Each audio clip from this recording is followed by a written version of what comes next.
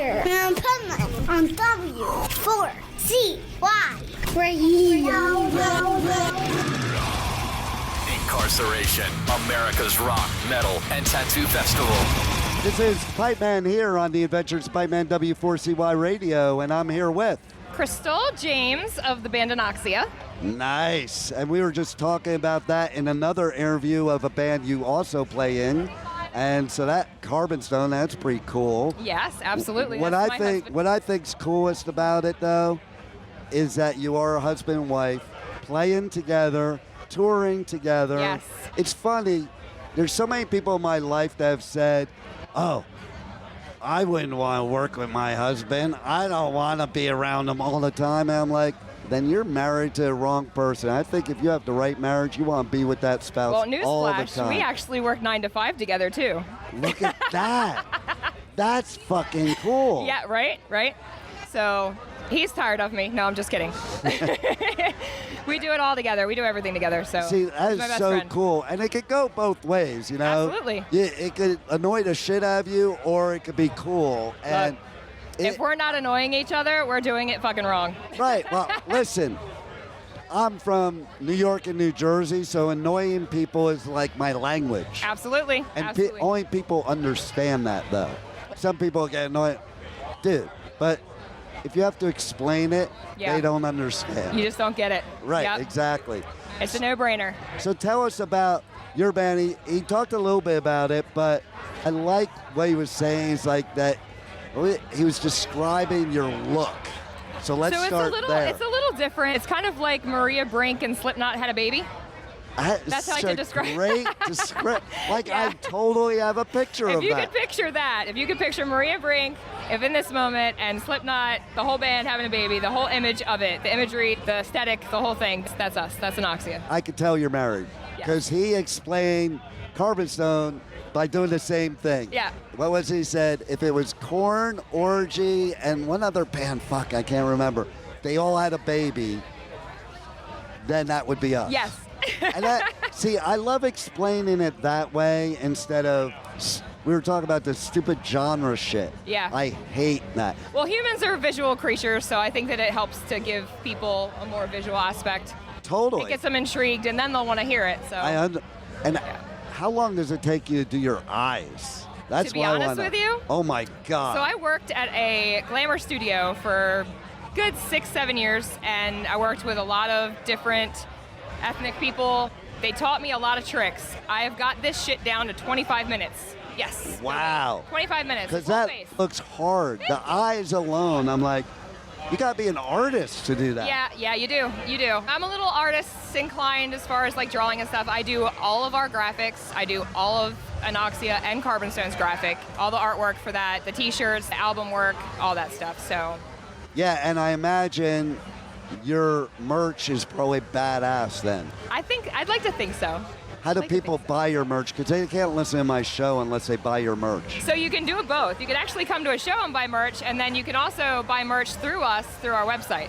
Nice. So we do this like print-on-demand thing, so we have so much more stuff outside of shows that people can purchase. And I'm constantly doodling, so I might just throw something up there just for whatever. So. Very cool. Yeah. And tell them your website address, socials, and all that. So it's the big cartel. It's Carbanoxia. That's Carbon Stone and Anoxia together, so Carbanoxia. That's the big cartel store. And you can also get there through carbonstone.net, and you can get there through anoxiamusic.com. Very cool. We're on YouTube, we're on Facebook, we're on Twitter, we're on Instagram, we're everywhere. Nice. We're all over the place. If you look for Carbon Stone and Anoxia, you'll find. You find Carbon Stone, you find Anoxia, and vice versa. So. Do you guys do tours together? Yes. Because that's harder work. Now, if you're playing 2 sets, like I'm always impressed of artists that do that. We've only done that twice. That's tricky because, you know, Anoxia is Carbon Stone, but different, you know.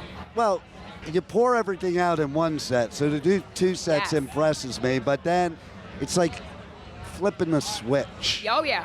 Oh, yeah. For sure. And it's a good thing he's a Gemini, right? There you go. And see, like, I'm also a motivational speaker, so it's like there's a switch there, too. Radio me and motivational speaker me are 2 different people. Right. You know? Yeah. I always joke I'm schizophrenic. Oh, okay. That works. But see, that works. That's awesome. See? What was that moment in time for you? Ask them the same question. That you knew this is what you needed to do. Music. Well, that's a good question, but I honestly have to say, I come from a karaoke background. Okay.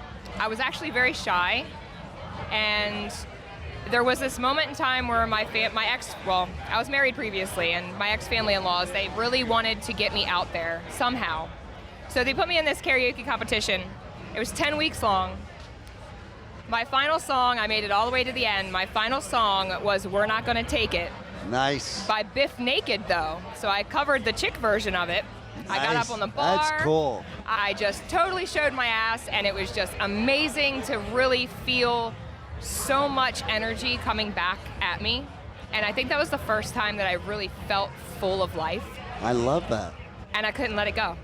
I could never let this go. Right? Even if it was just minimal, I'd have to have this in my life somehow, some way.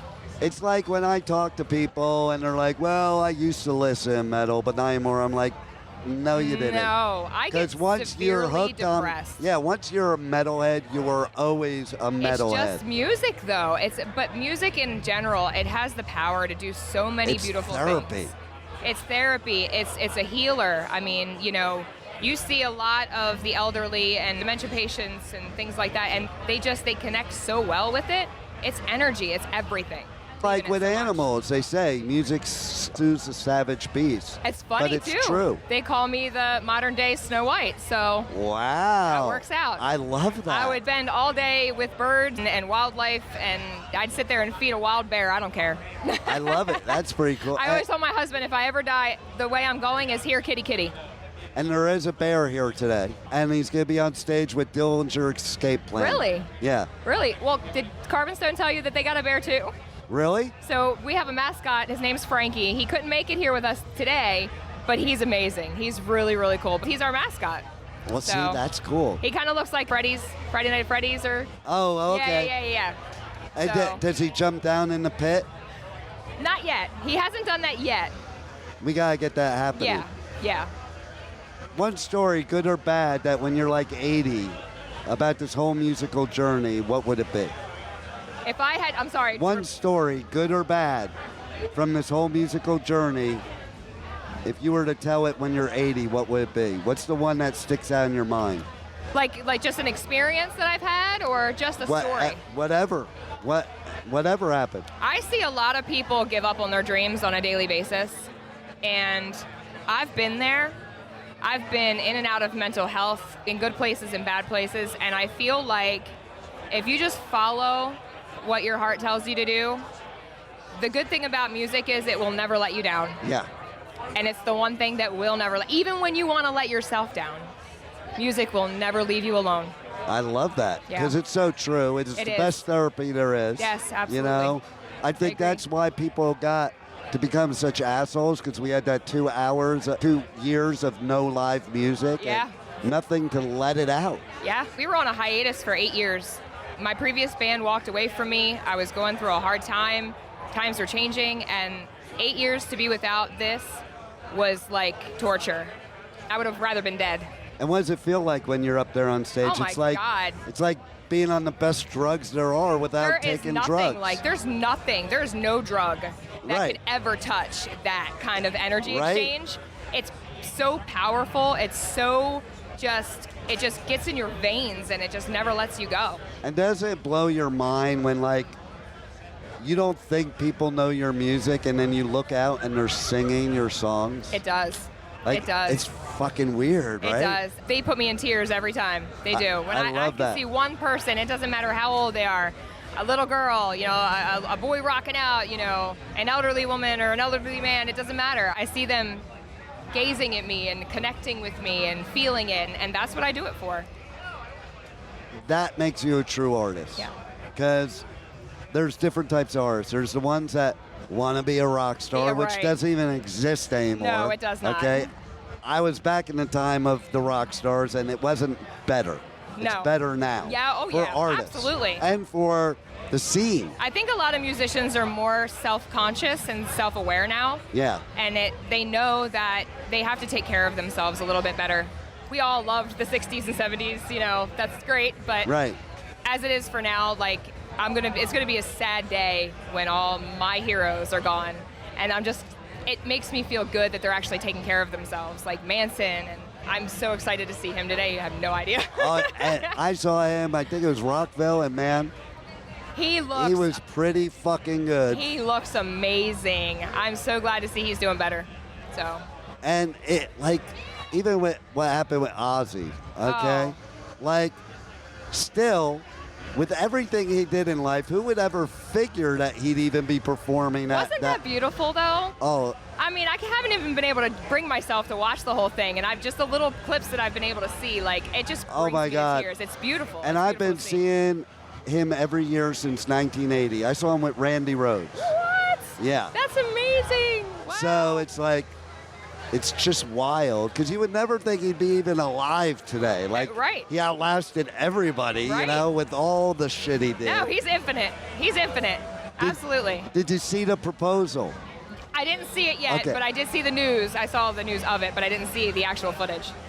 It's so funny because Sid was about to propose, and before he got it out of his mouth, he did backstage with Ozzy and the whole family, and Ozzy goes, "You're not fucking marrying my daughter." Yes, that's amazing. It was iconic, and then Sid got on his knee and did it anyway. That's great. That's awesome. Yeah. So cool. Anything else you want to share with the listeners about your band, or anything that you want them to know that's coming up? We got a few things coming up. We're going on tour with Spineshank. Nice. Yes, in September. And Anoxia is taking a side seat for that only because I am a part of the Carbon Stone crew. But shortly after that, we'll be going right back into the Anoxia camp, and we'll be writing the next album. So very cool. I'm excited for that. Well, I'm excited too. Yeah, I hope to see them at a Danny Wimmer festival. Yes, I would love to perform at one of these festivals. I can't wait. We'll get here next year. Yes, you will. And you're here now. Yes. And thanks for being here at Inkcarceration. Thanks for being on the Adventures of Pipeman. Thank you for having me. Thank you for listening to the Adventures of Pipeman on W4CY Radio.